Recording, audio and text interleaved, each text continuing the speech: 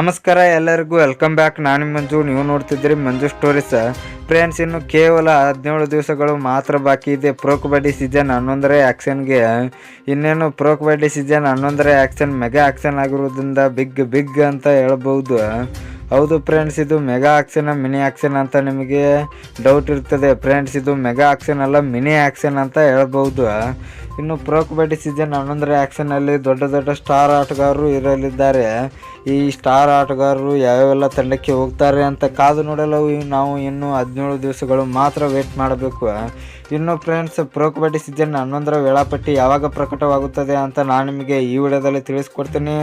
ಅದಕ್ಕಿಂತ ಮುಂಚೆ ನೀವೇನಾದರೂ ನಮ್ಮ ಚಾನಲ್ಗೆ ಹೊಸಬ್ರಾಗಿದ್ದರೆ ತಪ್ಪದೆ ಸಬ್ಸ್ಕ್ರೈಬ್ ಮಾಡಿ, ಹಾಗೆ ಪಕ್ಕದಲ್ಲಿರೋ ಬೆಲ್ ಐಕಾನ್ ಪ್ರೆಸ್ ಮಾಡಿ ಆಲ್ ಸೆಲೆಕ್ಟ್ ಮಾಡಿ. ಯಾಕೆಂದರೆ ನಾನು ಯಾವುದೇ ಕಬಡ್ಡಿ ಮತ್ತು ಕ್ರಿಕೆಟ್ ಬಗ್ಗೆ ವಿಡಿಯೋ ಮಾಡಿದರೆ ನಿಮಗೆ ತಕ್ಷಣ ನೋಟಿಸ್ ಬರುತ್ತೆ. ಆವಾಗ ನೀವು ವಿಡಿಯೋನ ಮೊದಲಿಗರಾಗಿ ನೋಡಬಹುದು. ಸಬ್ಸ್ಕ್ರೈಬ್ ಅನ್ನೋದು ಸಂಪೂರ್ಣ ಉಚಿತ. ವಿಡಿಯೋ ಕೆಳಗೆ ಬ್ಲಾಕ್ ಟನ್ ಮಾಡ್ಕೊಳ್ಳಿ ಅನ್ನೋ ತರ ಮಾಡಿದೆ. ವಿಡಿಯೋ ಶುರು ಮಾಡೋಣ ಬನ್ನಿ. ಫ್ರೆಂಡ್ಸ್, ಇನ್ನು ಪ್ರೋ ಕಬಡ್ಡಿ ಸೀಸನ್ 11 ಬೇಗ ಸ್ಟಾರ್ಟ್ ಮಾಡಬೇಕೆಂದು ಪ್ರೋ ಕಬಡ್ಡಿ ಅಫಿಷಿಯಲ್ ಕಡೆಯಿಂದ ಕನ್ಫರ್ಮೇಷನ್ ಬಂದಿದೆ.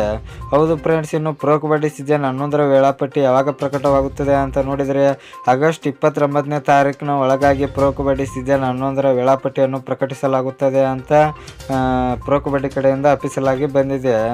ಇನ್ನು ಕೇವಲ ಇನ್ನೊಂದು ತಿಂಗಳಲ್ಲಿ ಪ್ರೋ ಕಬಡ್ಡಿ ಸೀಸನ್ 11ರ ವೇಳಾಪಟ್ಟಿ ಪ್ರಕಟವಾಗಲಿದೆ.